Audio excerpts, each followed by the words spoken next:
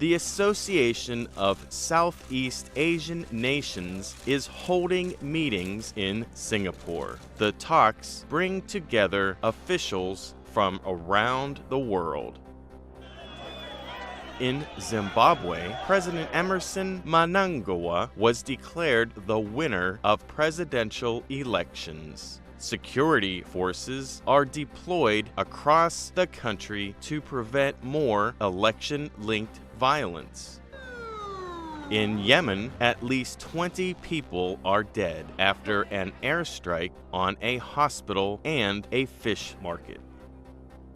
And the technology company Apple set a record on Thursday. The value of its stock shares became worth more than $1 trillion.